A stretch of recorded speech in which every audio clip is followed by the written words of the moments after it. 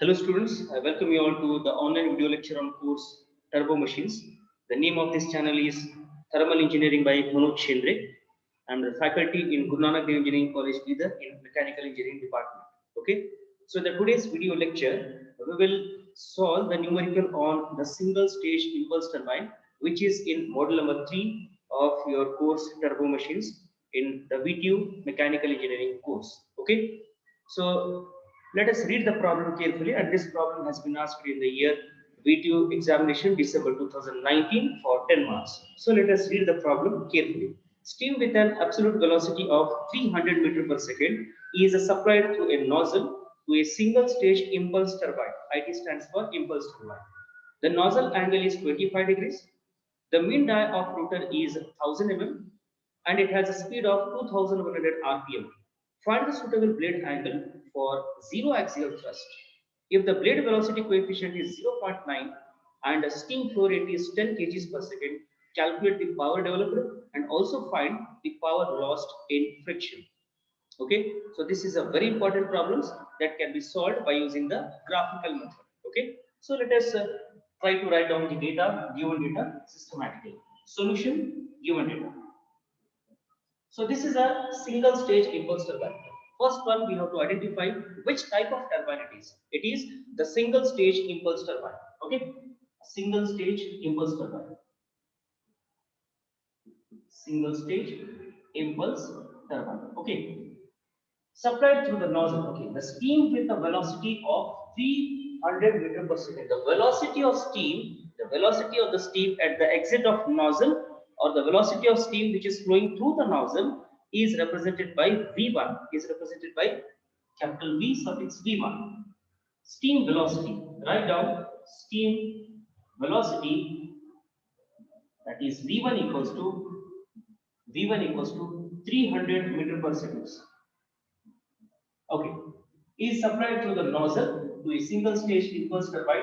The nozzle angle is 25 degrees. So nozzle angle is represented by alpha 1. Nozzle angle, that is alpha 1 equals to 25 degrees. The mean diameter of rotor is 1000 mm. Dia of rotor, that is capital D equals to 1000 mm, 1000 mm, or you have to convert this into meters. So that is 1 meter. That is 1 meter. Okay. It has a speed of 2100 rpm. Rotor speed is represented by capital N. It is 2100 rpm. 2100 rpm. If the rotor speed is given in terms of meter per second, listen here carefully. If the rotor speed or the blade speed is given in terms of meter per second, then you are supposed to take U as a symbol. If he gives in terms of meter per second, then do take it as U. And if he gives the unit in terms of RPM, revolutions per minute, then do take it as N. Then do take it as N. Okay. Now the unit is in RPM, N meter. Okay, that is 2100 RPM. Next, find the suitable blade angle for zero axial thrust. For zero axial thrust is equals to 0. That is Fa is equals to 0 here. For this condition, we have to calculate the suitable blade angle, that is beta 1 and beta 2 are equals to how much? The blade angles are nothing but beta 1 and beta 2 here. Beta 1 and beta 2. Beta 1 and beta 2 are equals to how much? If the blade velocity coefficient is 0.9, remember guys, the blade velocity coefficient is represented by C suffix D, which is equals to VR2 by VR1. This ratio is given, which is 9 or 0.9. The steam flow rate is 10 kg per second, m dot equals to 10 kg per second. Steam flow rate m dot equals to 10 kg per second. Calculate the power developed. What we need to calculate again? Power P equals to how much? Power developed P equals to how much? And power lost due to the friction, that is P due to the friction equals to how much? So in this numerical, we need to calculate the value of beta, the angle beta 1 and beta 2, blade angles beta 1 and beta 2 for zero axial thrust, and also we need to get the value of power P and power loss due to the friction in blades. Okay, so if you solve this problem systematically, then the things will become clear. So before proceeding for the solution, we have to draw the combined velocity triangle, a rough sketch for combined velocity triangle. Okay, now this is a common base CD. This is a common base CD, that is U. U is nothing but tangential velocity of runner or tangential velocity of the blade. Okay. So this is CD. Now from this point CD, V1 emerges. So V1 is a velocity of steam at the exit of nozzle, and as V1 is inclined in nature, V1 is at an angle of alpha 1 with respect to horizontal. It has two components, namely the vertical component is Vf1, that is axial velocity component, and Vu1 is tangential velocity component, that is horizontal velocity component. Okay. Similarly, we have to join these 2 points A to C. First, draw CD. Next, take V1. After that, from A point, join up to C. This is VR1. VR1 stands for the relative velocity component at inlet, and vertical component is Vf1, and horizontal component is Vu1. Just join BC, you will get the inlet velocity triangle. And similarly, alpha 1 is for angle V1 and beta 1 is the angle for VR1. Alpha for V1, beta for VR. Okay. Similarly, the outlet velocity triangle is from point C, draw the line up to F. This is VR2. Next, join FD. Join FD, that is nothing but V2, the absolute velocity of steam at the outlet of moving blade. Now its vertical component is Vf2, the axial velocity component, that is Vf2, and join DE. So DE is nothing but Vu2. Okay. So uh, if you want to clearly understand how to draw the combined velocity triangle from the beginning, so please follow my previous video lecture where you will get how to draw the combined velocity triangle, and even we have solved the previous year examination problem in that particular video lecture. So you'll get in my playlist. Kindly go through the playlist. Okay. Now here, next part of the solution is we have to select the scale. We have to select the scale so that we can draw on graph paper. Now be ready with your graph paper and geometry box. Now if this is your graph paper, just hold in the horizontal position and start sketching from the bottom. Just leave 1 centimeter from the bottom and start drawing. And start drawing the diagram. Okay. So be ready with your geometry box and the graph notebook. Fine. Okay. Now, before proceeding to sketch the graph, we need to select the appropriate scale. So let us take the scale as scale. Okay. The value of u is not given. In fact, he has given the value of diameter d and speed n. So the tangential velocity we can calculate u equals to pi d n by 60, or u equals to pi as it is into d. D is a diameter 1 meter into speed in rpm, that is 2100 rpm divided by 60. So you'll get the value of u as the tangential velocity of the blade as 110 meter per second. 110. This is in meter per seconds. Okay. So now let us take the scale as 50. 1 centimeter equals to 50 meter per second. You can take it as 40. It is up to you. Scale ratio 1 centimeter equals to 50 meter per seconds. Okay. Now u is 110 divided by 50. So you'll get it as u equals to, in terms of centimeters, u equals to 110 by 50. 110 by 50. So you'll get it as 2.2 centimeters. 2.2 centimeters. Similarly, just convert the V1 as well. So the velocity of V1, that is 300 meter per second. 300 divided by 50. So the value of U is, in terms of the V1 in terms of centimeter, is 6 centimeters. 6 centimeters. Now listen here carefully. First, in your graph paper, draw a horizontal line CD. Draw a horizontal line CD. So CD or U equals to 2.2 centimeters. 2.2. This is in centimeters. Now from point T, V1 is emerging. V1 is emerging from point T, which is at an angle of. Okay. Which is at an angle of alpha 1. So alpha 1 is given 25 degrees. So keep the projector on point D and measure the angle in clockwise direction. Keep the projector on point D and measure the angle in clockwise direction. That is alpha 1 equals to 25 degrees and the length is 6 centimeters. Okay. This is 6 centimeter line and alpha 1 equals to 25 degrees. Alpha 1 25 degrees and this is V1 equals to 6 centimeters. Now join AC here. Join AC. This is VR1, the relative velocity component at beam length. And from A, drop a vertical line up till B here. Up till B. Now join BC. Join BC. You can measure the angle VR1. Here you can measure the angle VR1. That is beta 1. For angle VR1, we have the angle beta 1. For VR1 velocity, we have the angle beta 1. Okay. So this is U. Now you can measure from graph, you can measure the magnitude of VR1 here. So you can write from graph,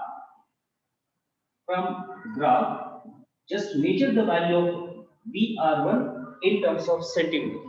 The expected value for VR1 in terms of centimeter is 4.1 centimeter. 4.1 centimeters. So if you multiply this with 40, so VR2 equals to VR1 equals to, if you multiply with the scale ratio, that is 50. Scale ratio is 50. So 4.1 into 50, 4.1 into 50.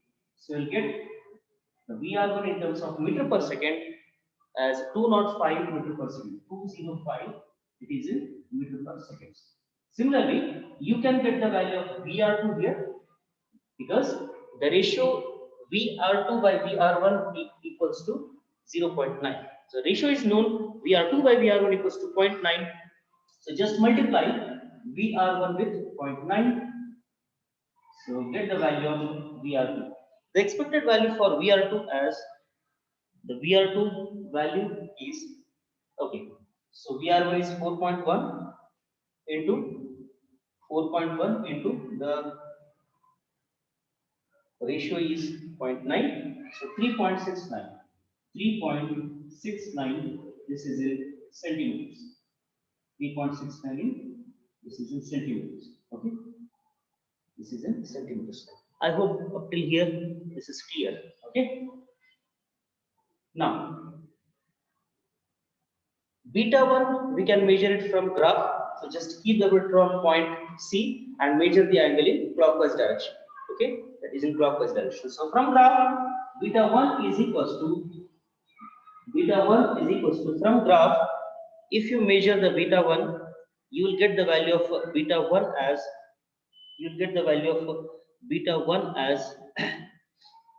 okay. So the value of beta 1 is, okay, just measure the value of beta 1 and write here in terms of degrees. Now similarly, from point C, VR2 is emerging. From point C, VR2 is emerging. But here, the main point is that he has not given the value of beta 2 here. He has not given the value of beta 2 in the question. Remember students, in the question if he mentions that the blades are equiangular, the moving blade angles are equiangular, then we can take beta 1 equals to beta 2. I repeat, in the question if he mentions the blades are equiangular, then we can take beta 1 equals to beta 2. But here nowhere he has mentioned that the blades are equiangular. So we can't take beta 1 equals to beta 2 here. Is that clear? Okay? But how to get the value of, how to get the point F here? How to get the point F? Remember guys, in the question, he has given that the axial thrust is 0. The axial thrust is 0. That is Fa equals to 0. What does it mean? Under what circumstances Fa will be equals to 0? We know that from the fundamental formulas, Fa equals to m dot by Gc into Vf1 minus Vf2. Vf1 minus Vf2. This is a formula to calculate the axial thrust. But here, for zero axial thrust, when the Fa will be equals to 0, when Vf1 is equal to Vf2. When Vf1 is equals to Vf2, we can take or we can say that the axial thrust or value of Fa is equals to 0. Okay, so you can write down a note. In question, if he has given 0 axial thrust, so if axial thrust is equals to 0, then Vf1 will be equals to Vf. Vf1 will be equals to Vf. Is that clear? Okay. Now, how to get the point F here? How to get the value, the exact location of point F? Now, from point A, just draw a locus, perfect horizontal line here. Perfect horizontal line. This remains constant because Vf1 is equals to Vf2. Vf1 is equals to Vf2. The dimensions are same.